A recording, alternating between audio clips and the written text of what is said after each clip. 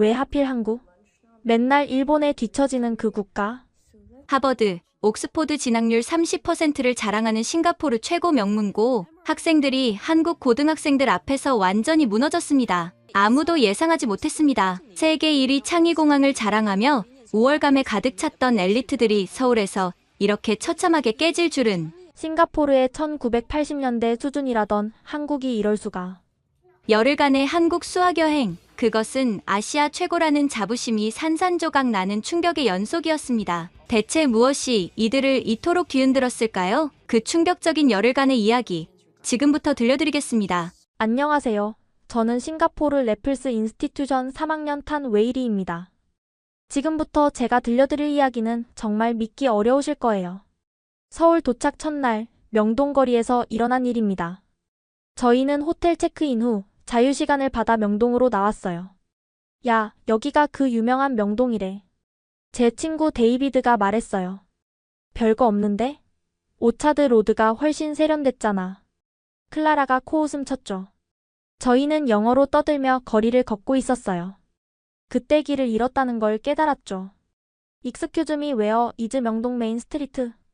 제가 지나가던 한국 학생에게 물었어요. 교복을 입고 있어서 고등학생쯤으로 보였죠. 그런데 그 다음 순간 저희는 완전히 얼어붙었습니다. 아, 명동 메인 거리요? 여기서 직진하셔서 두 번째 블록에서 좌회전하시면 돼요. 완벽한 영어였어요. 혹시 중국 분이세요?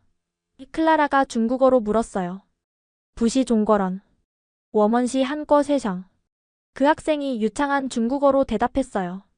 데이비드가 충격받은 표정으로 일본어로 뭔가 물어봤어요. 스미마센 니온고 와카리마스까? 하이 스코시 와카리마스. 도코니 이키타이 데스까?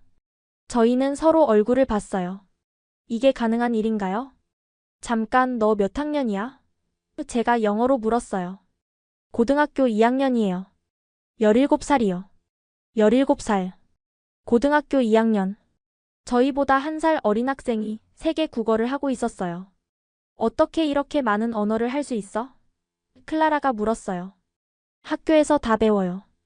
영어는 기본이고 중국어랑 일본어는 제2 외국어로 선택했어요. 이 정도는 특별한 건 아니에요.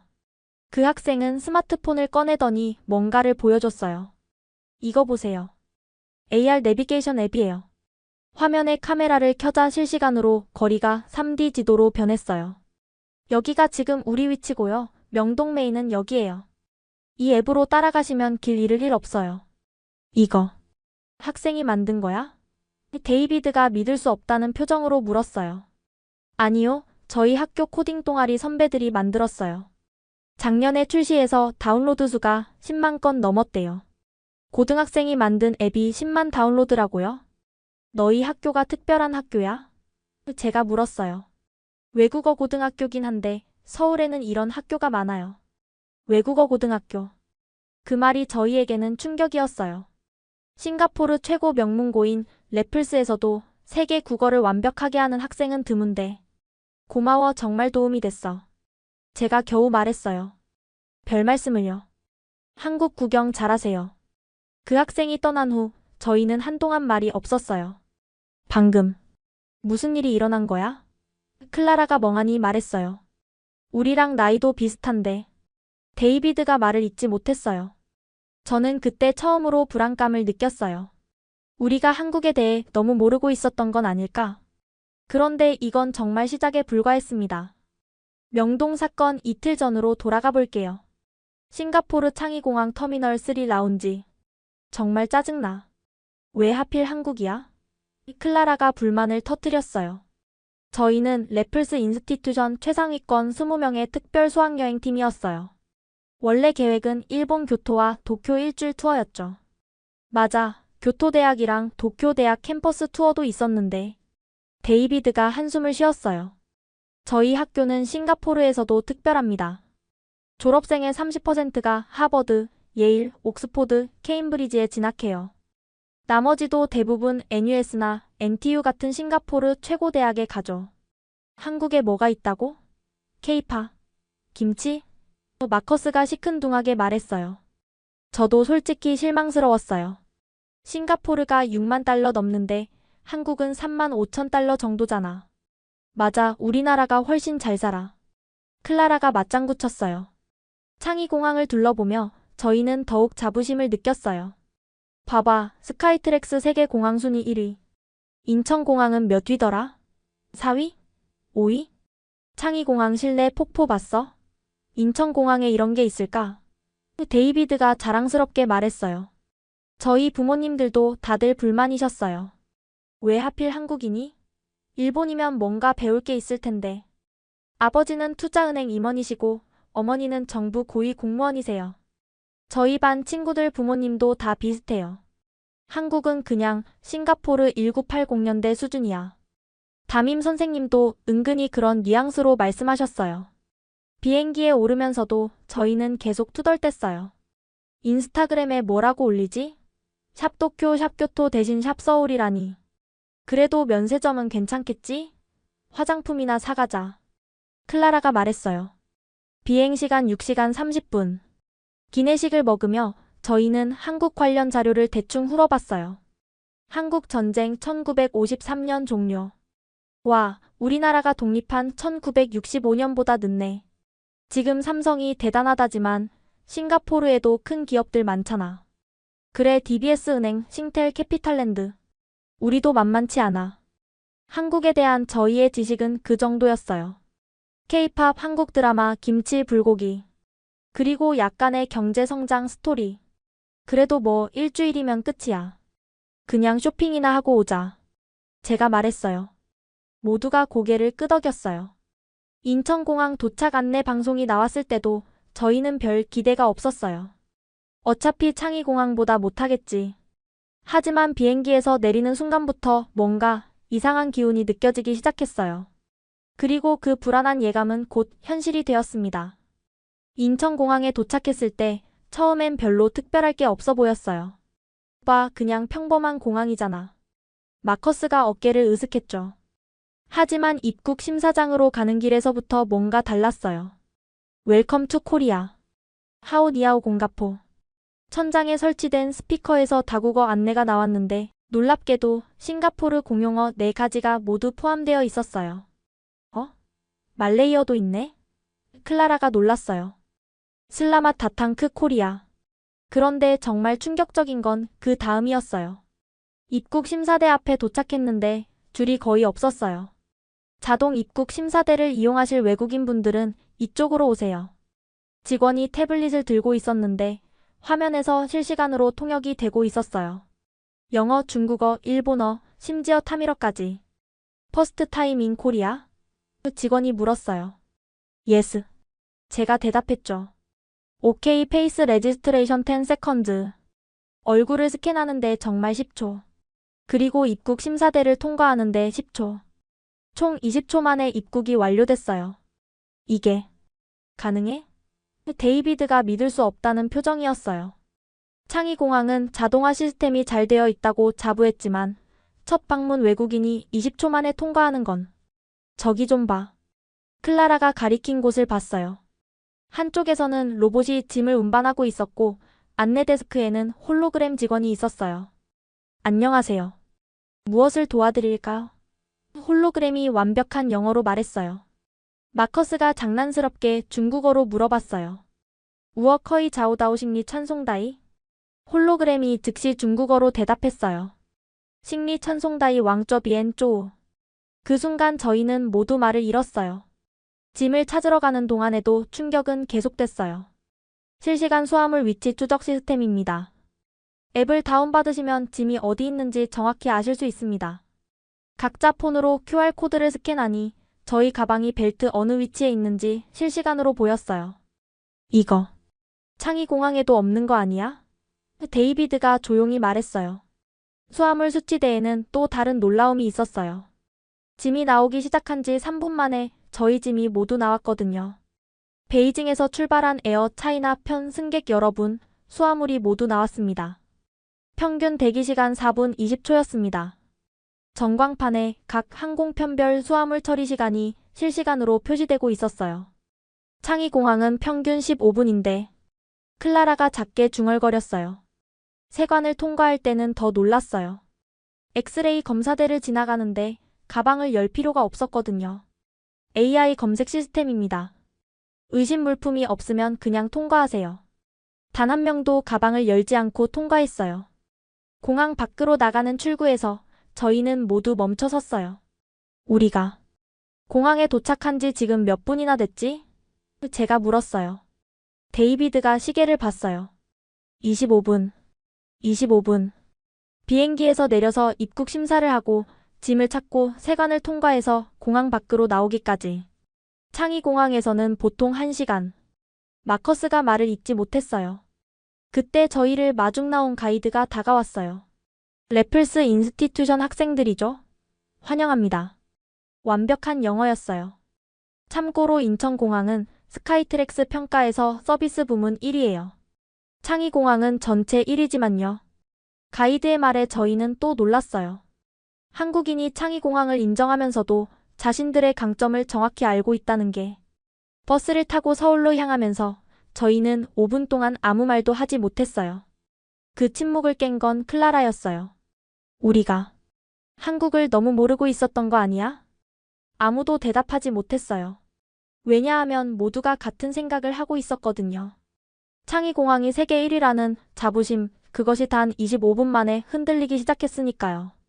인천공항의 충격이 채 가시기도 전에 저희는 서울과학고를 방문하게 되었어요.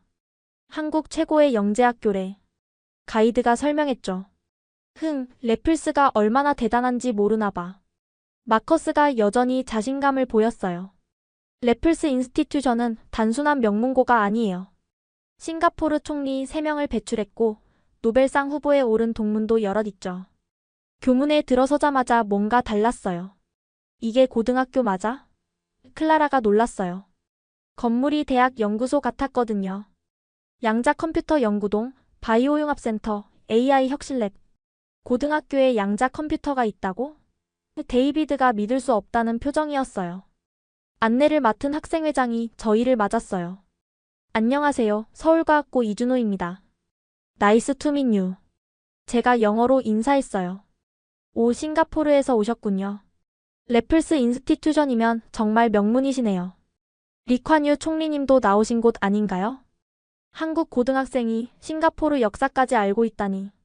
우리 학교도 둘러보시면서 서로 배울 점을 찾았으면 좋겠어요. 이준호 학생이 저희를 인공지능 연구실로 안내했어요. 문을 열자 저희는 또 한 번 충격을 받았어요. 고등학생들이 뭔가 복잡한 코드를 짜고 있었는데 이게 뭐예요? 제가 물었어요. 의료진단 AI예요. 엑스레이 사진을 분석해서 폐암 초기 단계를 찾아내는 프로그램이에요. 고등학생이 의료 AI를? 클라라가 말을 더듬었어요.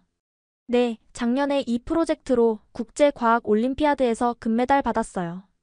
지금은 실제 병원에서 테스트 중이에요. 그때 한 여학생이 다가왔어요. 준호야, 논문 검토 끝났어? 응, 방금 피드백 받았어. 교수님이 좋다고 하시더라. 논문이요? 데이비드가 물었어요. 네, 저희가 연구한 결과를 정리해서 국제학술지에 투고할 예정이에요. 지도 교수님이 많이 도와주세요. 고등학생이 국제학술지에 논문 투고. 저희 래플스에서도 최상위권 학생들이 대학 들어가서나 시도하는 일인데. 다음은 물리 실험실이었어요. 학생들이 뭔가 복잡한 장치를 만들고 있었어요. 이건 뭐예요? 마커스가 물었어요. 소형 입자가속기예요. 물론 진짜는 아니고 시뮬레이션이지만 실제 CERN 데이터를 받아서 분석해요. CERN이랑 연결되어 있다고요? 네, 국제 공동 연구 프로그램이에요. 전 세계 고등학생 팀들이 참여하는데 저희가 아시아 대표예요. 그 순간 저는 깨달았어요. 우리 래플스가 자랑하는 건 대학 진학률인데 여기 학생들은 이미 대학원 수준의 연구를 하고 있다는 걸. 점심시간 구내식당에서 더 큰 충격을 받았어요. 학생들이 자연스럽게 여러 언어로 대화하고 있었거든요. 그 논문 중국어 버전도 봤어? 근데 일본 연구팀 결과가 더 정확한 것 같아. 러시아 팀이랑 화상회의 몇 시지? 여기 학생들이 다 여러 언어를 해요? 제가 이준호에게 물었어요. 기본적으로 영어는 다 하고요. 제2 외국어로 중국어, 일본어, 독일어, 프랑스어 중에 선택해요. 과학 논문은 여러 언어로 나오니까요. 오후에는 창업 동아리를 방문했어요. 저희가 만든 앱이에요. 한 학생이 스마트폰을 보여줬어요. 이게 뭐 하는 앱이에요? 시각장애인용 내비게이션이에요. 카메라로 앞을 스캔하면서 장애물이나 신호등을 음성으로 알려줘요. 이미 사용자가 10,000명 넘었어요. 내년에 정식 법인 설립할 예정이에요. 고등학생이 10,000명의 사용자를 가진 앱을 운영하고 법인 설립을 준비한다고요? 투자도 받았어요? 데이비드가 물었어요. 네, 벤처캐피털에서 5천만 원 투자 확정됐어요. 졸업하면 바로 사업 시작할 거예요. 마지막으로 진학 상담실을 들렀어요. 벽에 합격 현황이 붙어 있었는데 MIT 8명, 하버드 5명, 스탠퍼드 6명, 칼텍 4명. 작년 졸업생이 몇 명이었죠? 클라라가 물었어요. 120명이요. 계산해보니 거의 20%가 미국 최상위 대학에 진학한 거였어요. 나머지는요? 카이스트, 서울대 의대, 포항공대 같은 국내 최고 대학이나 옥스브리지, 도쿄대 같은 해외 명문대요. 래플스와 비슷한 수준의 진학률. 하지만 결정적인 차이가 있었어요. 근데 왜 다들 창업 준비를 하는 거예요? 좋은 대학 가서 좋은 직장 가는 게 목표 아니에요? 이준호가 웃으며 대답했어요. 좋은 직장요? 그런 생각은 구시대적이에요. 저희는 직장을 구하는 게 아니라 만들어요. 세상을 바꾸는 기업을 만드는 게 목표죠. 학교를 떠나는 버스 안. 저희는 모두 침묵에 빠졌어요. 우리가 정말 엘리트가 맞나? 마커스가 처음으로 약한 모습을 보였어요. 래플스 졸업생 중에 창업한 사람이 몇이나 되지? 데이비드가 물었어요. 아무도 대답하지 못했어요. 왜냐하면 거의 없었거든요. 안정적인 고소득 직장, 그게 저희의 목표였으니까. 한국 학생들은 뭔가 다르다. 클라라가 인정했어요. 저도 같은 생각이었어요. 단순히 공부를 잘하는 게 아니라 세상을 바꾸려는 열정과 실행력. 그게 진짜 엘리트 아닐까요? 그날 밤 호텔에서 저는 일기를 썼어요. 오늘 나는 진짜 엘리트를 만났다. 학벌이 아닌 비전으로, 성적이 아닌 열정으로 빛나는 사람들을. 우리의 자부심이 또 한 번 무너진 날이었습니다. 오늘은 삼성전자 미래기술연구소를 방문합니다. 가이드의 말에 저희는 조금 기대가 되었어요. 그래도 삼성은 우리도 아니까 뭔가 친숙하겠지? 데이비드가 말했어요. 싱가포르에서도 삼성 제품을 많이 쓰거든요. 하지만 저희가 아는 삼성은 빙산의 일각에 불과했습니다. 수원에 있는 연구소에 도착했을 때 그 규모에 먼저 압도당했어요. 여기가 다 연구소예요? 클라라가 놀랐어요. 이 건물 5개가 미래기술연구소예요. 연구원만 5,000명이 넘습니다. 5,000명의 연구원. 싱가포르 전체 연구 인력의 상당 부분에 해당하는 숫자였어요. 안내를 맡은 김 박사님이 저희를 맞이했어요. 싱가포르에서 오신 미래의 과학자들 환영합니다. 첫 번째로 들어간 곳은 차세대 통신 연구실. 지금 보시는 게 차세대 통신 프로토타입입니다. 거대한 안테나와 복잡한 장비들이 가득했어요. 오지가 뭐가 다른 거예요? 마커스가 물었어요. 싱가포르도 곧 오지 도입하잖아요. 김 박사님이 웃으며 설명했어요. 오지 다음 세대를 연구하고 있어요. 속도는 10배 이상 빠르고 지연 시간은 거의 제로에 가깝죠. 벌써 다음 세대를? 제가 놀라서 되물었어요. 미래는 준비하는 자의 것이니까요. 남들이 현재에 만족할 때 우리는 미래를 준비해야죠. 다음은 양자 컴퓨터 연구실. 이게 진짜 양자 컴퓨터예요? 클라라가 믿을 수 없다는 표정이었어요. 거대한 원통형 기계가 영하 273도로 냉각되고 있었어요. 128큐비트 양자 컴퓨터예요. 아직 실험 단계지만 특정 연산에서는 슈퍼컴퓨터보다 빠릅니다. 싱가포르도 양자 컴퓨터 연구하는데 제가 말했지만 자신이 없었어요. 전 세계적으로 경쟁이 치열하죠.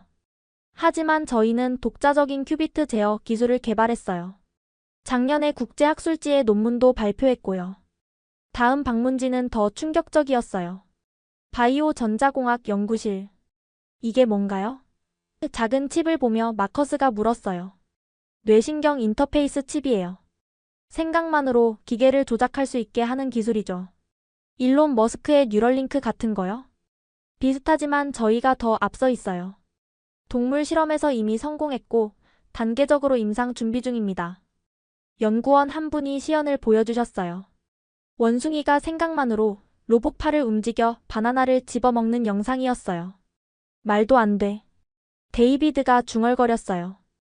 점심은 구내식당에서 먹었는데 여기서도 놀라운 경험을 했어요. 오늘 메뉴는 AI가 추천해드립니다. 스크린에 제 얼굴을 비추자 메뉴가 떴어요. 탄웨이리님, 오늘은 비타민C가 풍부한 김치찌개를 추천드립니다. 어제 운동량이 적으셔서 저칼로리 현미밥과 함께 드시면 좋겠네요. 어떻게 제 이름이랑 운동량을? 아, 입구에서 등록하셨잖아요. 웨어러블 기기 데이터를 동의하에 연동하면 건강맞춤 식단을 제공합니다. 오후에는 미래 자동차 연구소로 이동했어요. 2035년의 자동차는 어떤 모습일까요? 김 박사님이 물었어요. 전기차? 자율주행? 클라라가 대답했어요. 그건 이미 현재죠. 저희는 하늘을 나는 자동차를 연구합니다. 경납고 같은 곳에 들어가니 정말로 자동차의 날개가 달린 프로토타입이 있었어요. 도심항공 모빌리티 UAM이라고 해요. 미래엔 서울에서 부산까지 30분이면 갈 수 있을 거예요. 정말로 상용화가 가능해요? 마커스가 의심스럽게 물었어요. 이미 시험 비행 성공했어요. 법규가 정비되면 단계적으로 상용화 가능합니다. 싱가포르 정부와도 협의 중이에요. 싱가포르와 협의 중이라는 말에 저희는 서로를 봤어요. 우리나라가 한국의 기술을 도입하는 입장이 된 거구나. 마지막으로 인공지능 통합연구센터. 지금 보시는 건 차세대 AI예요. 단순한 챗봇이 아니라 진짜 사고하는 인공지능을 만들고 있습니다. 화면에서 AI가 복잡한 수학 문제를 풀고 있었어요. 그런데 단순히 답만 내는 게 아니라 풀이 과정을 설명하며 다른 방법도 제시했어요. 이 AI의 특별한 점은 창의성이 있다는 거예요. 새로운 해법을 스스로 발견할 수 있죠. 그럼 인간 수학자가 필요 없어지는 건가요? 데이비드가 걱정스럽게 물었어요. 아니에요. 인간과 AI가 협력하면 더 위대한 발견을 할 수 있어요. AI는 도구일 뿐 그것을 쓰는 건 인간이니까요. 연구소를 나오면서 김 박사님이 말씀하셨어요. 미래는 상상하는 자의 것이고 상상을 현실로 만드는 자의 것입니다. 여러분도 꿈을 크게 가지세요. 버스로 돌아오는 길. 저희는 모두 깊은 생각에 빠졌어요. 싱가포르는 뭘 준비하고 있지? 클라라가 불안해하며 물었어요. 금융 허브, 물류 허브. 마커스가 대답했지만 확신이 없었어요. 그런데 미래엔 그것도 AI가 다 할 수 있을 것 같은데. 데이비드가 핵심을 찔렀어요. 저는 깨달았어요. 한국은 미래를 준비하는 게 아니라 미래를 만들고 있다는 걸. 그리고 우리 싱가포르는 현재에 안주하고 있는 건 아닐까? 우리가 정말 아시아 1위가 맞나? 제가 처음으로 입 밖에 냈어요. 아무도 대답하지 못했어요. 그날 밤 저는 부모님께 전화를 걸었어요. 아빠, 한국이 생각했던 것과 너무 달라요. 미래 기술이 정말 놀라워요. 아버지는 잠시 침묵하시다가 말씀하셨어요.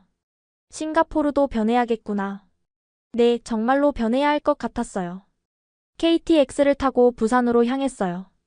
서울역에서 부산역까지 2시간 반. 싱가포르 전체를 4번 왕복하는 거리인데 2시간 반이라니. 데이비드가 감탄했어요. 부산역에 도착해서 택시를 탔는데 특별한 경험을 했어요. 어서 오세요. 부산 청년 창업 거리로 가시죠. 기사님이 친절하게 맞아주셨어요. 청년 창업 거리에 도착했을 때 첫인상은 싱가포르의 클라키와 비슷했어요. 하지만 분위기는 완전히 달랐죠. 여기가 전부 스타트업이에요. 마커스가 믿을 수 없다는 표정이었어요. 오래된 건물들이 리모델링되어 수백 개의 스타트업이 입주해 있었어요. 첫 번째로 방문한 곳은 실패박물관. 실패박물관이요? 제가 되물었어요. 관장님이 웃으며 맞아주셨어요. 네, 한국 유일의 실패 전문 박물관이에요. 안에는 실패한 사업 아이템들이 전시되어 있었어요. 그런데 놀라운 건 창업자들의 사진과 함께 자랑스럽게 실패 스토리가 적혀 있다는 거였어요. 이분은 김지수 대표님. 첫 창업 때 50억 원 투자받았다가 망했어요. 두 번째도 실패. 세 번째 만에 성공해서 지금은 유니콘 기업 대표예요. 실패를 자랑스럽게 전시한다고요? 클라라가 이해할 수 없다는 표정이었어요. 싱가포르에서 사업 실패는 인생의 오점으로 여겨지거든요. 한국에서는 실패도 자산이에요. 실패 경험이 있는 창업자를 오히려 더 신뢰하죠. 다음으로 들른 곳은 한 스타트업 사무실. 대표는 24살의 청년이었어요. 안녕하세요. 저는 박민재입니다. 대학 3학년 때 휴학하고 창업했어요. 부모님이 반대 안 하셨어요? 제가 물었어요. 싱가포르에서는 상상도 못할 일이거든요. 명문대 학생이 휴학하고 창업한다니. 처음엔 반대하셨죠. 그런데 제가 비전을 설명하니까 오히려 응원해 주시더라고요. 뭘 만드는 회사예요? 해양 쓰레기 수거 로봇이에요.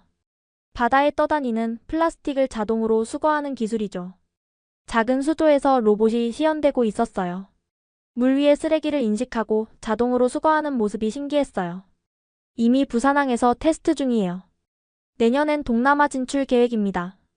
싱가포르 항구도 관심 있으시면 싱가포르가 잠재 고객이 되는 상황. 또 한 번 입장이 바뀐 걸 느꼈어요. 점심은 창업 푸드코트에서 먹었어요. 특이하게도 각 가게마다 창업 스토리가 적혀 있었어요. 이 떡볶이집 사장님은 삼성전자 퇴사 후 창업하셨대. 대기업 그만두고 떡볶이집을? 데이비드가 놀랐어요. 한국에서는 이제 대기업이 꿈의 직장이 아니에요. 자기 사업하는 게 트렌드죠. 오후에는 청년 창업 허브를 방문했어요. 정부에서 운영하는 창업 지원 센터였죠. 무료로 사무실 제공하고 멘토링도 해주고 초기 자금도 지원합니다. 조건이 뭐예요? 마커스가 물었어요. 조건 없어요. 그냥 열정 있는 청년이면 돼요. 실패해도 상관없고요. 실패해도 상관없다고요? 네, 정부 정책이 바뀌었어요.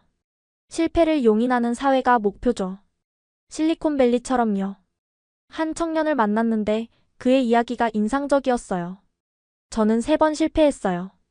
첫 번째는 게임 회사, 두 번째는 배달앱, 세 번째는 온라인 교육. 다 망했죠.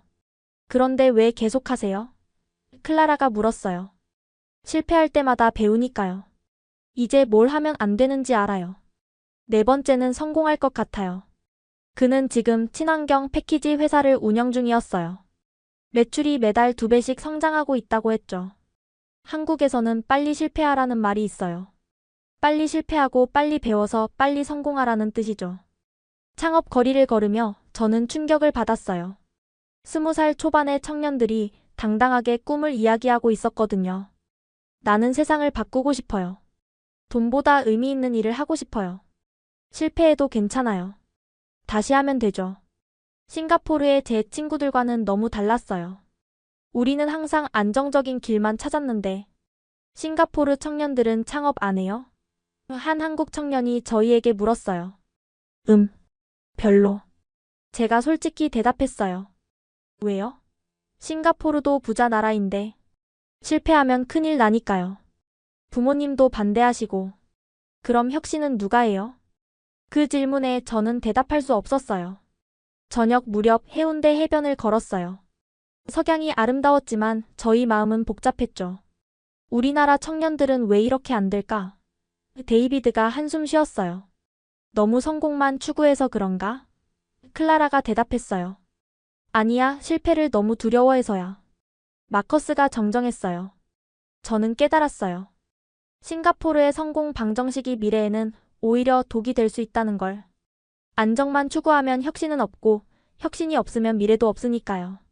한국 청년들이 부럽다. 제가 처음으로 인정했어요. 실패를 두려워하지 않는 용기, 그게 진짜 경쟁력인 것 같아. 부산에서 서울로 돌아오는 KTX 안. 저희는 모두 창밖을 보며 생각에 잠겼어요. 한국이 어떻게 이렇게 빨리 발전했는지 이제 조금씩 이해가 되었거든요. 실패를 두려워하지 않는 문화. 그것이 한국의 진짜 힘이었습니다. 오늘은 전주로 갑니다. 가이드의 말에 저희는 시큰둥했어요. 또 지방이야? 마커스가 투덜댔죠. 서울도 이미 충격인데. 하지만 전주에 도착한 순간 그런 생각은 완전히 사라졌어요. 한옥마을 입구에 서자 시간이 멈춘 듯한 느낌이었어요. 우와. 클라라가 감탄사를 냈어요. 전통 기와집들이 줄지어 있었는데 놀랍게도 그 사이로 젊은이들이 한복을 입고 다니고 있었어요. 저 사람들 다 관광객이에요? 데이비드가 물었어요. 아니에요. 한국 사람들도 많아요. 요즘 젊은이들 사이에서 한복 입기가 유행이거든요. 싱가포르에서는 전통 의상을 명절에나 겨우 입는데 첫 번째로 들른 곳은 전통 찻집. 그런데 간판을 보고 놀랐어요. 스타벅스? 맞아요. 스타벅스였어요. 하지만 한옥 스타벅스였죠. 이게 가능해요? 제가 놀라서 물었어요. 한국 스타벅스는 전통 건축물을 그대로 살려서 매장을 만들어요. 전 세계에서 유일하죠. 안으로 들어가니 더 놀라웠어요. 대들보와 석가래가 그대로 있고 한지 조명이 은은하게 빛나고 있었어요. 커피를 마시는데 창밖으로 기와지붕이 보이는 느낌이란.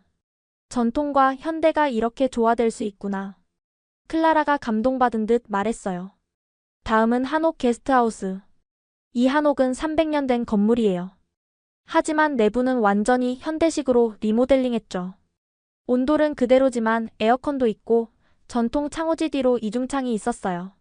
와이파이도 되고 스마트 홈 시스템도 있어요. 조명이나 온도를 음성으로 조절할 수 있죠. 전통 건물의 AI 시스템이라. 마커스가 신기해했어요. 점심은 전통 한정식 집에서.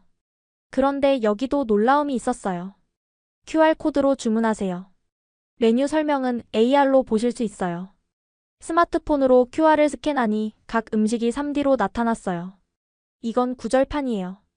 조선시대 궁중 요리인데 AR로 설명을 들으며 먹으니 훨씬 더 의미 있게 느껴졌어요. 전통 음식도 이렇게 첨단 기술과 결합할 수 있구나. 데이비드가 감탄했어요. 오후에는 전통 공예 체험. 한지 만들기를 해봤는데 여기서도 반전이 있었어요. 이 한지는 특수 처리를 해서 전자기기 보호 필름으로도 쓰여요. 한지가 스마트폰 보호 필름이 된다고요? 네, 한국 전통 기술과 현대 나노 기술을 결합한 거예요. 이미 특허도 받았고 수출도 하고 있어요. 장인 할아버지가 설명해 주셨어요. 전통은 박물관에만 있으면 죽어요. 현대와 만나야 살아남죠. 그래서 저도 계속 연구해요. 70이 넘은 장인이 나노 기술을 연구한다니. 다음은 한복 대여점. 그런데 여기도 특별했어요. 3D 피팅 시스템이에요. 몸을 스캔하면 정확한 사이즈의 한복을 추천해드려요. 거울 앞에 서니 AR로 다양한 한복이 입혀져 보였어요. 와, 이거 정말 편하다. 클라라가 신나했어요. 그리고 이 한복은 특수 원단이라 구김도 안 가고 얼룩도 안 져요. 전통 디자인에 신소재를 쓴 거죠. 저녁 무렵 전동성당을 방문했어요. 100년이 넘은 성당인데 앞마당에서 미디어 아트쇼를 하고 있었어요. 성당 벽면에 빛으로 그림이 그려지고 전통음악과 전자음악이 조화를 이뤘어요. 종교 건물에서 이런 공연을. 마커스가 놀랐어요. 한국에서는 전통 공간을 다양하게 활용해요. 보존하면서도 즐기는 거죠. 마지막으로 들른 곳은 청년들이 운영하는 전통주바. 저희는 전통 막걸리를 현대적으로 재해석했어요. 막걸리 칵테일, 막걸리 아이스크림, 심지어 막걸리 맥주도 있었어요. 전통주가 이렇게 다양할 수 있구나. 데이비드가 감탄했어요. 젊은 사장님이 말했어요.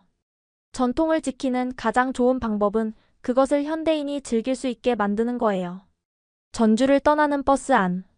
저희는 깊은 생각에 빠졌어요. 싱가포르는 왜 이렇게 못할까? 클라라가 한숨 쉬었어요. 우리도 전통이 있는데. 마커스가 아쉬워했어요. 저는 깨달았어요. 싱가포르는 현대화하면서 전통을 많이 버렸는데 한국은 전통을 현대화 융합시켰다는 걸. 우리는 서구화가 발전이라고 생각했는데 제가 반성하듯 말했어요. 한국은 한국화가 곧 현대화구나. 데이비드가 핵심을 짚었어요. 그날 밤 저는 일기에 썼어요. 오늘 나는 진정한 혁신을 봤다. 새로운 것만 만드는 게 아니라 오래된 것을 새롭게 만드는 것. 그것이 진짜 창조력이다. 전통과 현대, 과거와 미래가 하나로 어우러진 전주. 그곳에서 저는 한국의 또 다른 경쟁력을 발견했습니다. 해시태그 7부 DMZ 평화의 무게 분단 국가가 보여준 통일의 꿈. 오늘은 특별한 곳에 갑니다. DMZ 비무장지대예요. 가이드의 설명에 저희는 긴장했어요. 위험하지 않아요? 클라라가 걱정스럽게 물었어요. 전혀요. 오히려 세계에서 가장 안전한 곳 중 하나예요. 유엔군이 지키고 있으니까요. 버스가 북쪽으로 향하면서 분위기가 달라졌어요. 검문소를 지날 때마다 긴장감이 높아졌죠. 임진각에 도착했을 때 저희는 말을 잃었어요. 저 철조망 넘어가. 데이비드가 말을 잇지 못했어요. 네, 북한이에요. 같은 민족인데 70년 넘게 만날 수 없는 곳이죠. 자유의 다리를 보며 가이드가 설명했어요. 한국 전쟁 때 포로들이 이 다리를 건너 돌아왔어요. 자유를 찾아서요. 그때 한 할아버지를 만났어요. 80대로 보이는 분이었는데 철조망을 바라보며 서 계셨어요. 할아버지 여기 자주 오세요? 제가 조심스럽게 한국어로 여쭤봤어요. 1년에 한 번은 와요. 고향이 개성이거든. 저 철조망 너머에. 할아버지의 눈에 눈물이 고였어요. 70년째 못 가고 있어요. 부모님 산소도 저기 있는데. 마커스가 영어로 물었어요. 통일되면 가실 수 있겠죠? 할아버지가 웃으셨어요. 그럼요.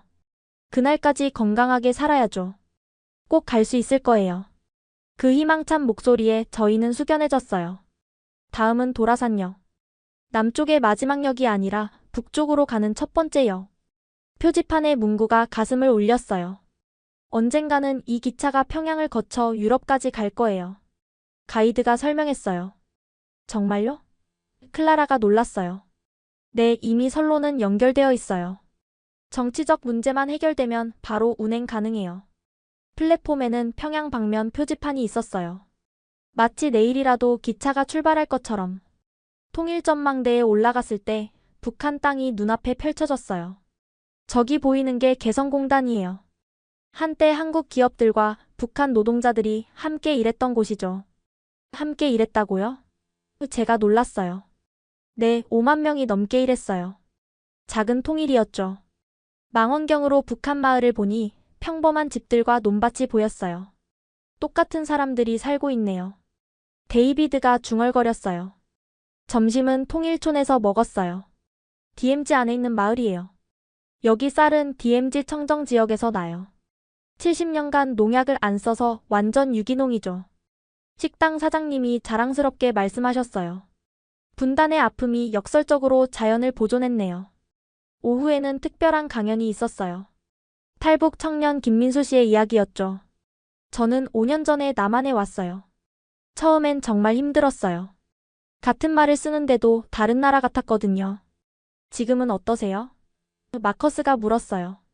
지금은 대학교 다니고 있어요. 컴퓨터공학 전공하고 있죠.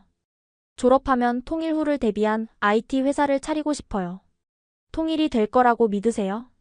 클라라가 물었어요. 당연하죠. 독일도 했는데 우리가 못할 이유가 없어요. 저 같은 탈북민들이 다리 역할을 할 거예요. 그의 확신에 찬 목소리가 인상적이었어요. 김민수 씨가 더 놀라운 얘기를 했어요. 북한에도 한류 팬이 엄청 많아요. 몰래 한국 드라마 보고 K-팝 듣고 있죠. 정말요? 어떻게요? USB로 몰래 돌려봐요. 제가 북한에 있을 때도 태양의 후예 봤어요. 문화의 힘이 철조망도 넘는다는 걸 실감할 수 있었어요. 마지막으로 평화공원을 방문했어요. 전 세계에서 보낸 평화의 메시지들이 전시되어 있었죠. 그런데 한 전시물 앞에서 멈춰 섰어요. 2030년 통일 한국의 모습. 미래 상상도가 그려져 있었는데 서울에서 평양까지 하이퍼루프로 30분, 통일 한국이 세계 5위 경제 대국. 꿈 같은 얘기네. 제가 말했어요. 그런데 가이드가 진지하게 말했어요. 한국은 분단 상태에서도 이만큼 발전했어요. 통일되면 어떻게 될까요? 그 말에 저희는 생각에 빠졌어요. 북한의 자원과 남한의 기술이 만나면, 대륙으로 연결되는 물류 루트가 열리면 엄청날 것 같은데 데이비드가 인정했어요. 돌아오는 길에 버스 안은 조용했어요. 모두가 깊은 생각에 빠져 있었죠. 싱가포르는 운이 좋은 것 같아. 클라라가 갑자기 말했어요. 왜? 분단의 아픔이 없잖아. 평화롭게 발전할 수 있었고. 마커스가 덧붙였어요. 그런데 한국은 이런 상황에서도 우리보다 더 발전했어. 저는 깨달았어요. 역경이 오히려 더 강하게 만든다는 걸. 아픔이 있기에 평화의 소중함을 안다는 걸. 한국인들의 통일 의지가 대단하다. 제가 감탄했어요. 포기하지 않는 게 놀라워. 데이비드도 동의했어요. 그날 밤 호텔에서 뉴스를 봤어요. 남북 이산가족 화상 상봉 소식이었죠. 화면 속 할머니가 북한에 있는 아들을 보며 우는 모습에 저도 모르게 눈물이 났어요. 한국이 왜 이렇게 강한지, 왜 이렇게 빨리 발전했는지 이제야 알 것 같았어요. 아픔을 딛고 일어서는 힘, 희망을 포기하지 않는 정신. 그것이 한국의 진짜 저력이었습니다. 오늘은 특별한 일정이 있습니다. 가이드가 신나는 목소리로 말했어요. 서울대학교에서 열리는 아시아 청년 리더십 포럼에 여러분이 초청받았어요. 우리가요? 마커스가 놀랐어요. 네, 싱가포르 대표로 참석하시면 돼요. 한중일 대학생들과 토론할 예정이에요. 서울대 교정에 들어서니 캠퍼스 규모에 먼저 놀랐어요. 이게 다 대학교예요?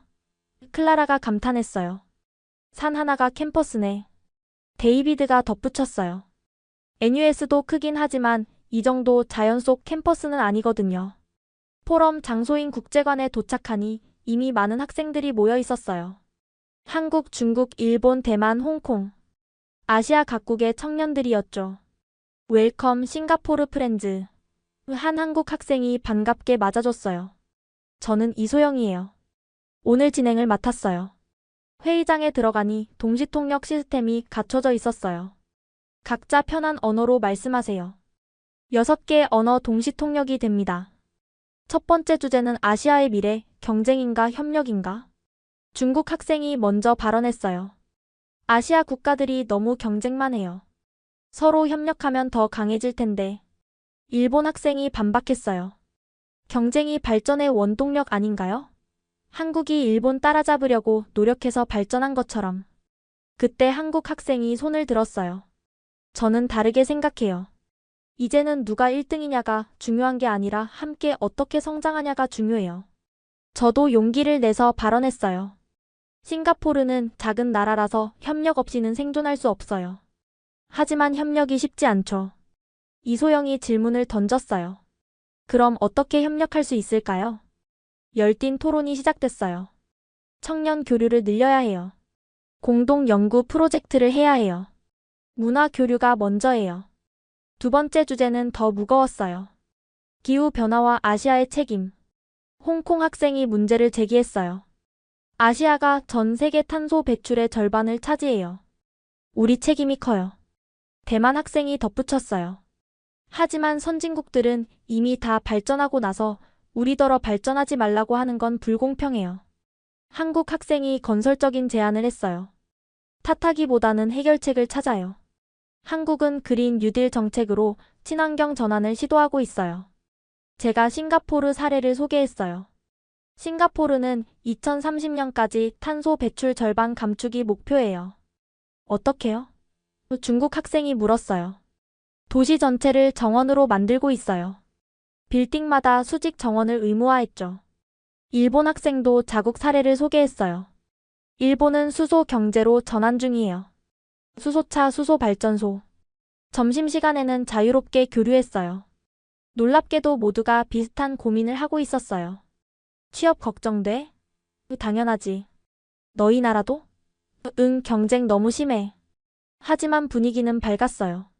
그래도 우리가 바꿔나가야지. 맞아, 우리 세대가 주인공이야. 오후 세션의 주제는 기술혁명과 일자리의 미래. 한국 학생이 충격적인 발표를 했어요. 2030년이면 현재 직업의 50%가 사라질 거예요. 그럼 우리는 뭘 해야 해요? 클라라가 걱정스럽게 물었어요. 중국 학생이 대답했어요. AI가 못하는 일을 해야죠. 창의성, 감성, 인간관계. 일본 학생이 덧붙였어요. 평생 학습이 필수예요. 하나의 전문성으론 부족해요. 토론이 깊어질수록 하나의 결론에 도달했어요. 아시아 국가들이 따로 대응하면 안 돼요. 함께 준비해야 해요. 마지막 세션은 가장 인상적이었어요. 아시아 청년 공동 프로젝트 제안. 각국 학생들이 아이디어를 냈어요. 아시아 청년 창업 네트워크 공동 환경보호 캠페인 문화교류 플랫폼. 그때 이소영이 제안했어요. 이걸 실제로 해보면 어때요? 오늘 여기 모인 우리가 시작하는 거예요. 모두가 열광했어요. 즉석에서 위챗, 라인, 카톡, 왓츠앱 그룹을 만들고 연락처를 교환했어요. 첫 프로젝트는 뭐로 할까요? 환경보호 공동 캠페인은 어때요? 좋아요. 각국에서 동시에 플라스틱 줄이기 운동을 해요. 저도 제안했어요. 싱가포르에서 먼저 시작할게요. 그린플랜 2030과 연계해서. 포럼이 끝날 때쯤 뭔가 새로운 게 시작된 느낌이었어요. 이소영이 마무리 발언을 했어요. 오늘 우리가 증명했어요. 아시아 청년들이 함께하면 세계를 바꿀 수 있다는 걸. 포럼 후 뒤풀이 자리. 치킨을 함께 먹으며 더 친해졌어요. 한국 치킨 정말 맛있다. 또 중국 학생이 감탄했어요. 이것도 문화 교류지. 일본 학생이 웃으며 말했어요. 진지한 얘기도 나눴어요. 우리 부모 세대는 서로 경쟁했지만 우리는 협력하자. 아시아의 색이라고 하는데 그건 우리가 만드는 거야. 클라라가 제게 속삭였어요. 오늘 정말 의미 있었어. 맞아요. 정말 의미 있었어요. 싱가포르로 돌아가면 제가 먼저 시작하고 싶었어요. 아시아 청년연대. 경쟁이 아닌 협력. 함께 만드는 미래. 호텔로 돌아오는 길 마커스가 말했어요. 한국이 왜 발전했는지 알 것 같아. 열린 마음으로 협력하니까. 데이비드도 동의했어요. 우리도 변해야겠어. 그날 밤 저는 오늘 만난 친구들과 메시지를 주고받았어요. 다음 달에 온라인 미팅하자. 환경 캠페인 구체적으로 계획하자. 함께 만드는 아시아. 설레는 마음에 잠들 수 없었어요. 오늘 저는 미래를 봤으니까요. 한국에서의 마지막 밤. 저희는 인사동의 한 전통 찻집에 모였어요. 벌써 내일 떠난다니. 클라라가 아쉬워했어요. 창밖으로 인사동 거리가 보였어요. 전통과 현대가 조화된 풍경이 이제는 낯설지 않았죠. 열흘 전이랑 완전 다른 사람들이 된 것 같아. 데이비드가 차를 홀짝이며 말했어요. 마커스가 웃으며 덧붙였어요. 그때는 한국을 완전 무시했는데 저희는 서로를 보며 쓴웃음을 지었어요. 부끄럽지만 인정할 수밖에 없는 사실이었죠. 우리가 뭘 놓치고 있었을까? 제가 진지하게 물었어요. 클라라가 먼저 대답했어요. 겸손함? 우리는 너무 자만했어. 싱가포르가 잘 사니까 다른 나라를 무시했지. 마커스가 반성했어요. 데이비드가 깊은 생각에 빠져 말했어요. 우리는 현재에 안주했는데 한국은 미래를 준비하고 있었어. 맞아요. 그게 가장 큰 차이였어요. GDP나 1인당 소득 같은 숫자만 봤던 게 문제야. 제가 깨달음을 공유했어요. 진짜 중요한 건 못 봤어. 사람들의 열정, 도전 정신, 미래에 대한 비전. 찻집 주인 할머니가 대추차를 더 가져다 주셨어요. 학생들 한국 구경 잘했어요? 할머니가 친절하게 물으셨어요. 네, 정말 많이 배웠어요. 클라라가 공손히 대답했어요. 할머니가 웃으며 말씀하셨어요. 한국도 예전엔 가난했어요. 하지만 포기하지 않았죠. 여러분 나라도 대단해요. 서로 배우면 더 좋겠죠? 할머니의 따뜻한 말씀에 마음이 뭉클해졌어요. 할머니가 나가신 후 우리는 더 솔직한 대화를 나눴어요. 사실 래플스 다닌다고 얼마나 우쭐했는지 몰라. 마커스가 고백했어요. 맞아. 하버드, 옥스포드 간다고 세상 다 가진 줄 알았지. 데이비드도 인정했어요. 클라라가 한숨을 쉬었어요. 그런데 한국 학생들은 대학이 목표가 아니더라. 세상을 바꾸는 게 목표였지. 제가 덧붙였어요. 우리는 또 다른 깨달음을 공유했어요. 싱가포르 교육의 문제가 뭔지 알겠어. 마커스가 말했어요. 뭔데? 성공의 기준이 너무 획일적이야. 좋은 대학, 좋은 직장, 높은 연봉. 클라라가 동의했어요. 맞아. 실패하면 안 되고 안정적인 길만 가야 하고. 그래서 창의성이 죽는 거야. 데이비드가 결론 지었어요. 저는 한국에서 만난 사람들을 떠올렸어요. 한국 사람들은 달랐어. 실패를 두려워하지 않고 계속 도전하고. 그리고 꿈이 컸어. 클라라가 덧붙였어요. 작은 나라 콤플렉스가 없더라. 마커스가 인상적이었다고 했어요. 그때 데이비드가 중요한 걸 짚었어요. 우리가 정말 바뀔 수 있을까? 잠시 침묵이 흘렀어요. 바뀌어야지. 제가 단호하게 말했어요. 안 바뀌면 도태될 거야. 어떻게 바꿀 건데? 이 클라라가 현실적으로 물었어요. 우리는 구체적인 계획을 세웠어요. 일단 학교로 돌아가면 토론 클럽을 만들자. 제가 제안했어요. 주제는? 마커스가 물었어요. 싱가포르의 미래 단순히 성적 경쟁이 아니라 진짜 미래를 고민하는 거야. 데이비드가 덧붙였어요. 창업 동아리도 만들자. 한국처럼 고등학생도 창업할 수 있다는 걸 보여주자. 클라라가 좋은 아이디어를 냈어요. 한국 친구들과 계속 교류하자. 온라인으로라도. 그리고 부모님들께도 얘기해야 해. 마커스가 말했어요. 우리 세대가 바뀌어야 싱가포르도 바뀐다. 밤이 깊어갈수록 우리의 다짐은 더 확고해졌어요. 솔직히 처음엔 억울했어. 제가 속마음을 털어놨어요. 싱가포르가 더 잘 사는데 왜 한국한테 충격받아야 하나 싶었어. 근데 이제는 고마워. 클라라가 말했어요. 우리 눈을 뜨게 해줬으니까. 마커스가 결심한 듯 말했어요. 래플스 졸업하고 한국 대학에 교환학생 가고 싶어. 나도. 데이비드가 동의했어요. 더 배우고 싶어. 한국의 도전 정신을. 찻집을 나와 인사동 거리를 걸었어요. 거리에 악사가 가야금을 연주하고 있었고 젊은이들이 즐겁게 거리를 걷고 있었어요. 이런 거 싱가포르도 할 수 있을까? 클라라가 물었어요. 우리 전통을 현대적으로 재해석하는 거 말이야. 해야지. 제가 대답했어요. 우리도 충분히 할 수 있어. 마지막으로 들른 곳은 24시간 북카페였어요. 와, 새벽 2시인데도 사람들이 책을 읽고 있어. 데이비드가 놀랐어요. 한 청년이 노트북으로 뭔가 열심히 쓰고 있었고 다른 테이블에서는 스터디 그룹이 토론하고 있었어요. 이런 열정. 마커스가 감탄했어요. 우리도 커피를 시켜놓고 앉아서 더 이야기했어요. 한국 여행이 끝나도 이건 시작이야. 제가 말했어요. 맞아. 우리가 배운 걸 싱가포르에 전파하자. 클라라가 동의했어요. 새벽 3시가 되어서야 호텔로 돌아왔어요. 방에 들어가기 전 복도에서 마지막 인사를 나눴어요. 내일 공항에서 올 것 같아. 클라라가 말했어요. 울어도 돼. 나도 울 거야. 제가 웃으며 대답했어요. 그날 밤 잠들기 전 창밖을 바라봤어요. 서울의 야경이 반짝이고 있었어요. 열흘 전과 같은 풍경인데 이제는 완전히 다르게 보였어요. 희망이 보였고 미래가 보였고 우리가 배워야 할 것들이 보였어요. 고마워 한국아. 저는 마음속으로 인사했어요. 너희가 우리를 깨워줘서. 떠나는 날 아침. 짐을 싸면서 마음이 복잡했어요. 뭔가 꿈 같아. 클라라가 한숨 쉬었어요. 싱가포르로 돌아가면 이 모든 게 현실이 아닌 것처럼 느껴질까봐. 데이비드가 걱정했어요. 체크아웃을 하고 로비에 모였을 때 깜짝 놀랄 일이 일어났어요. 여러분. 며칠 전 서울대 포럼에서 만났던 한국 학생들이 와 있었어요. 이소영, 민준, 지혜, 현우. 10명이 넘는 학생들이었죠. 어떻게 알고 왔어요? 마커스가 놀라서 물었어요. 어젯밤에 연락했잖아요. 꼭 배웅하고 싶었어요. 이소영이 웃으며 말했어요. 그들은 직접 만든 선물을 줬어요. 이게 뭐예요?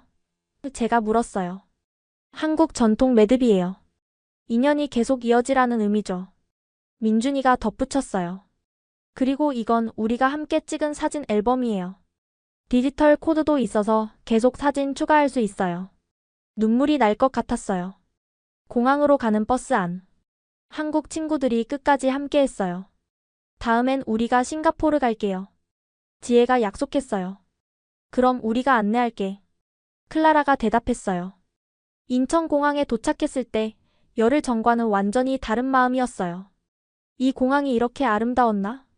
데이비드가 주위를 둘러봤어요. 체크인 카운터에서도 특별한 일이 있었어요. 래플스 인스티튜션 학생분들이시죠? 특별 메시지가 있습니다. 화면에 영상이 떴어요. 서울과학고, 삼성연구소, 부산 창업가들, 전주 한복가게. 우리가 만났던 모든 사람들이 인사를 보내왔어요. 싱가포르 친구들 또 만나요. 함께 미래를 만들어요. 아시아 청년들 화이팅! 이번엔 정말 눈물이 났어요. 클라라는 이미 울고 있었고요. 출국장으로 들어가기 전 마지막 인사를 나눴어요. 이게 끝이 아니야. 이소영이 말했어요. 시작이지. 제가 대답했어요. 현우가 마지막 선물을 줬어요. 이건 뭐예요? 한국 고등학생들이 만든 앱 리스트예요. 싱가포르에서도 참고하라고. 그들과 포옹하며 작별했어요. 열흘 전엔 상상도 못했던 일이죠.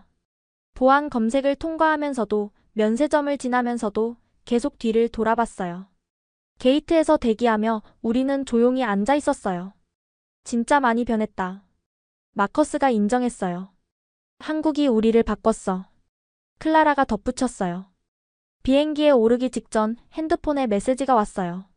각국 친구들로부터였죠. 환경 캠페인 기획서 만들었어. 확인해봐. 다음 달 온라인 미팅 날짜 정하자. 싱가포르 한국 청년 교류 프로그램 만들어보자. 비행기가 이륙하면서 창밖을 바라봤어요. 작아지는 한국 땅을 보며 생각했어요. 열흘 전 우리는 오만했고 편견에 가득 차 있었죠. 한국은 싱가포르보다 못 사는 나라, 배울 게 없는 나라라고 생각했어요. 하지만 이제 알아요. 진정한 선진국은 1인당 GDP로 정해지는 게 아니라는 걸. 미래를 준비하는 자세, 실패를 두려워하지 않는 용기, 함께 성장하려는 마음, 전통을 지키며 혁신하는 지혜. 그것이 진짜 경쟁력이라는 걸. 싱가포르로 돌아가면 뭐부터 할 거야? 데이비드가 물었어요. 일단 학교에서 발표하자. 제가 제안했어요. 한국에서 배운 것들을. 그리고 우리가 어떻게 변해야 하는지를. 클라라가 덧붙였어요. 부모님께도 얘기해야 해. 성공의 기준이 바뀌어야 한다고. 마커스가 결심한 듯 말했어요. 난 창업 준비할 거야. 대학은 그 다음이야. 6시간 반의 비행시간 동안 우리는 계속 계획을 세웠어요. 싱가포르에 돌아가서 할 일들. 바꿔나갈 것들. 도전할 것들. 창의공항에 도착했을 때 열흘 전과는 다른 눈으로 봤어요. 여전히 좋은 공항이야. 데이비드가 말했어요. 하지만 이제 알아. 시설이 전부가 아니라는 걸. 클라라가 덧붙였어요. 부모님들이 마중 나와 계셨어요. 얘들아, 잘 다녀왔니? 네, 정말 많이 배웠어요. 집으로 가는 차 안에서 아버지가 물으셨어요. 한국이 어땠어? 저는 잠시 생각하다가 대답했어요. 아빠, 한국은 미래였어요. 우리가 배워야 할 미래요. 아버지는 백미러로 저를 보시며 미소 지으셨어요. 많이 성장했구나. 네, 정말 성장했어요. 열흘 전의 저와 지금의 저는 완전히 다른 사람이었으니까요. 그리고 이제 시작이에요. 배운 것을 실천하고 싱가포르를 바꾸고 아시아 친구들과 함께 미래를 만들어갈 시간이요. 한국아, 고마워요. 당신들이 보여준 가능성을 우리도 만들어갈게요. 안녕하세요, 탄웨이리입니다. 한국에서 돌아온 지 6개월이 지났어요. 래플스 인스티튜션 강당. 저는 전교생 앞에서 발표하고 있었어요. 오늘은 특별한 소식을 전하려고 해요. 첫 번째 싱가포르 한국 청년 포럼이 다음 달 우리 학교에서 열립니다. 강당이 웅성거렸어요. 6개월 전 한국에서 돌아온 직후 우리는 약속을 지키기 시작했어요. 토론 클럽 퓨처 싱가포르를 만들었고 창업 동아리 스타트업 래플스를 시작했죠. 처음엔 반응이 냉담했어요. 왜 굳이? 좋은 대학 가면 되지. 싱가포르에서 창업은 위험해. 하지만 포기하지 않았어요. 한국에서 배운 그 정신으로 3달 후 변화가 시작됐어요. 창업 동아리 멤버가 100명을 넘었고 실제 사업 아이템도 나왔어요. 클라라는 다문화 교육 앱을, 데이비드는 환경 모니터링 시스템을, 마커스는 청년 교류 플랫폼을 기획했죠. 그리고 가장 놀라운 변화는 저희 부모님들도 달라지셨어요. 어머니가 말씀하셨죠. 내가 한국에서 돌아온 후 더 성숙해진 것 같아. 꿈을 응원할게. 학교도 변하기 시작했어요. 교장 선생님이 직접 찾아오셨어요. 한국 교육 시스템에 대해 더 자세히 알고 싶다. 이제 래플스에도 창업 멘토링 프로그램이 생겼고 실패를 두려워하지 않는 문화가 퍼지고 있어요. 그리고 더 중요한 소식이 있어요. 스크린에 사진이 떴어요. 아시아 각국 청년들의 얼굴이었죠. 아시아 청년 환경 네트워크가 공식 출범했습니다. 싱가포르, 한국, 중국, 일본, 대만 1000명이 넘는 멤버가 활동 중이에요. 우리가 기획한 플라스틱 프리 아시아 캠페인은 이미 5개국에서 진행 중이었어요. 다음 달 서울에서 두 번째 오프라인 미팅이 있어요. 저는 싱가포르 대표로 참석합니다. 그리고 가장 개인적인 변화. 저는 대학 진학 계획을 바꿨어요. 하버드 대신 카이스트에 지원했습니다. 기술 창업을 제대로 배우고 싶어서요. 부모님도 이제는 응원해주세요. 내 인생이니까 내가 결정해. 발표를 마치며 저는 말했어요. 한국 여행은 단순한 수학여행이 아니었어요. 인생의 전환점이었죠. 우리가 얼마나 좁은 시야를 가졌는지, 얼마나 오만했는지 깨달았어요. 하지만 더 중요한 건 우리도 변할 수 있다는 걸 배웠다는 거예요. 싱가포르의 미래는 좋은 대학 순위가 아니라 도전하는 청년들이 만들 거예요. 실패를 두려워하지 않고 세계와 협력하며 미래를 만들어가는 청년들이요. 강당에 박수가 터졌어요. 1학년 후배가 찾아왔어요. 선배, 저도 한국 가보고 싶어요. 꼭 가봐. 인생이 바뀔 거야. 핸드폰이 울렸어요. 이소영이에서 온 메시지였죠. 왜 이리? 다음 달에 싱가포르에서 만나니까 신난다. 우리가 기획한 프로젝트들 잘 진행되고 있어? 응. 너희는 어때? 한국도 많이 변하고 있어. 싱가포르에서 배운 체계적인 시스템을 도입하고 있어. 우리도 너희한테 배울 게 많아. 그래요, 이게 진정한 교류죠. 서로 배우고 함께 성장하는 것. 창밖을 보니 싱가포르의 스카이라인이 보여요. 여전히 아름답고 번영한 도시죠. 하지만 이제 저는 알아요. 진정한 번영은 건물의 높이가 아니라 사람들의 꿈의 크기에 있다는 걸. 한국이 가르쳐준 교훈을 우리도 실천하고 있어요. 미래를 두려워하지 않고 함께 만들어가는 것. 그것이 진정한 아시아의 미래예요. 지금까지 싱가포르 명문고 학생들의 한국 수학여행 이야기 어떠셨나요? 아시아 넘버원이라는 자부심으로 가득했던 엘리트들이 한국에서 완전히 새로운 세계를 발견하고 변화하는 과정. 때로는 우리도 모르게 가진 편견과 오만함이 진정한 성장을 가로막을 수 있습니다. 하지만 열린 마음으로 배우려 할 때 우리는 더 큰 가능성을 발견할 수 있죠. 경쟁이 아닌 협력으로, 오만이 아닌 겸손으로, 현재가 아닌 미래를 바라볼 때 진정한 발전이 시작됩니다. 여러분도 새로운 도전을 시작하고 계신가요? 댓글로 여러분의 이야기를 들려주세요. 다음에도 더 감동적인 이야기로 찾아뵙겠습니다. 구독과 좋아요 부탁드려요. 지금까지 원더풀 해외 사연이었습니다. 감사합니다.